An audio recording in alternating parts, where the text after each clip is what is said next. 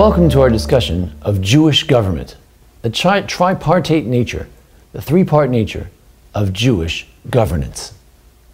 If you look at our Parshat Shoftim, yes, it starts off with the judges, the policemen, the Shodrim. But I'd like to focus on the higher levels of government in the Parsha. And there we see very clearly three sections. First is a story of the Melech, the king of Israel. If you'd like to have a king, you may appoint a king, says the Torah. Then the Torah goes on, talks about the Kohanim and what their portion, what the gifts that they will get from various offerings. And then the story of Navi, that you may have someone who becomes a Navi, who's a real Navi, who is not a Navi. And those are the three leaders of the Jewish people. The Melech, the king, the Kohen, the priest, and the Navi, the prophet. We know from throughout Jewish history that there were always these three leaders at the front. Moshe, the leader, like the king. Aaron, the Kohen, and Miriam, Hanaviyah, the Miriam, the prophetess. David, king. Eviatar, the Kohen. And Natan, and God, these were the prophets, the Nevi'im. The Jewish entity, the Jewish polity, the Jewish government is supposed to be led by a king, the Kohen, and the prophet as well. Now, when it comes to these three roles, in many ways, they are totally distinct branches of government. Never the twain shall meet. A Kohen is not to be a Melech, a priest is not to be a king is not to be a Kohen, a king is not to be a prophet. Let me explain what I mean. The notion that a Kohen should not be a Kohen, a priest, should not be a king, is expressed in the blessings of Jacob, where Jacob says, Lo yasur shevet miYehuda. The staff should never pass from the tribe of Judah. Judah should always be the kings. When the Chashmonaim, when the Maccabees became kings and rulers of Israel, according to the Ramban Nachmanides, this was a grave sin. They went against their forefather. They went against Jacob, who said that the staff should never leave Judah. The Kohen, the priest, should not become the Melech, the king. Ramban quotes Yerushalmi in Horayot, and there it says that in our Parsha it says very clearly that L'man yarim arich yamim al mamachtohu vanav v'kerev Yisrael. The last words of the section that speak about a king are followed by what? Lo yeh. It says as follows: Lo yeh lakohanim alevim kol shevet Levi. That the Levites should not be. In other words, you should have a king, he and his sons all the days. He should not be Kohanim. The Kohanim should not be kings. The roles must be separate. A Kohen is a Kohen, and a king is a king. Number two, we said that the Melech should not be a Kohen. The one who is the king should not pretend that he is somehow a Kohen. This infraction was made by the great king Uzziyahu, otherwise a fantastic king, a great pious king. But he was so pious, he wanted to be a prophet. He wanted to be a Kohen as well. And he comes there with the incense altar. And the Kohanim turn to him and they say, Lo lecha Uzziyahu laktir l'Hashem, ki la'kohanim b'nei Aaron ha'mikdashim laktir. Tzei min ha'mikdash. Get out of here, you king. It's not your role to be the Kohen. A king should not be a Kohen. Now, can a king be a prophet? Well, on the one hand, when you look at the list in Megillah, the Gemara in Megillah, of all the 48 prophets, Rashi there says on page 14a that there are 48, that the 48 are as follows, and he lists them all. He does mention David and Solomon, David and Shlomo. So they, in fact, achieve that level of being both a king and a prophet.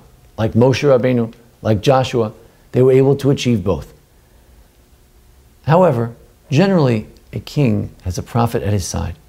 And if we look at the experiment of a king who doesn't have a prophet at his side, like King Solomon, I don't know how well it turned out. The fact that he had no other guidance than direct contact with God perhaps he could have used a little more guidance and counsel. Now, if we ask the question, what is the distinction between a Kohen on the one hand and Navi on the other? A Kohen, their role is to be exact, precise. If they don't follow the exact procedures, as the Mishnah says in Sukkah, the congregation would stone them and pelt them with their esrogim. If the Jewish people did not follow the exact rules of the Kohanim would get very upset. Kohanim zrizim him, their role is to follow the exact law. The Navi, however, the prophet, while he hears the word of God, he's very dreamy, he's very creative. Elijah the prophet decides to stir up the people with a new procedure, otherwise forbidden, to bring sacrifices on Mount Carmel. Natan HaNavi has to figure out a way in which to reach the King David and make him realize that he has sinned. He has to be creative. Moshe Rabbeinu, the great prophet, did 3 things that God had to agree with, the Gemara on Shabbos says. And in fact, God did agree with his 3 deviations from general Jewish practice. And Navi is creative. The Kohen has to be obsessive and compulsive and very careful about the details of the law. And the king? The king, he has to combine the creativity of the prophet and the sticking to the letter of the law of the Kohen. And that's why the king has to bring Lifnei Elazar Kohen Yamod. It says that when it comes to the leader of Israel, whether it's Joshua or anyone else, he has to stand before the Kohen and ask him what the answer is by checking with the breastplate of the Kohen Gadol, of the high priest. A king generally has a Navi, a prophet with him. A king has to be Karavo Kol Yemei Chayav. He has to have the Torah with him at all times and read to make sure he sticks to the letter of the law. On the other hand, sometimes it requires creativity to be a king. Sometimes you need to put someone to death in an extra legal fashion because you know as king what needs to be done. The king needs to be very creative. And that's why the Rambam says that the Mashiach at the end of days, Im asa v'etzliach, if he does what he does and he's successful, he has to be creative and successful to be a proper king. So on the one hand, we've said that the role of Navi, prophet, king, Melech, and the Kohen are distinct roles. But on the other hand, it's the role of the great king to meld and blend all of these together. And therefore we have certain unique individuals. King David, King Solomon, the Mashiach in the end of days, Moshe Rabbeinu, who were able to combine many of these elements. Shmuel HaNavi was both a prophet and a Levite, both a prophet and a leader. These are the great, great leaders. And one day it will be the Mashiach, who will have Levitical duties in that he will build the Beit HaMikdash. He will be a Navi, almost like Moshe Rabbeinu. And he will be a king as well. He'll have all 3 branches of government all in one. But this is a very rare individual. We as Jews are also called on to find this balance of the Kohen sticking to the letter of the law and the Navi who has a more creative spirit.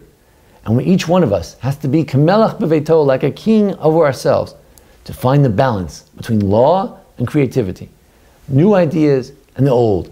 And together with that, hopefully each one of us can bring salvation to our personal lives, nafshi ge'alah, to redeem our own souls. And one day, maybe we'll meet up with the ultimate Mashiach, the ultimate king who combines all 3 aspects of the Jewish government. Thank you for joining us here today at the Anshe Sfar Bethel Emeth congregation. Feel free to email me anytime at rabbijmf@gmail.com. Also, I want to thank Jason Lefkowitz for making today's presentation possible. Thank you.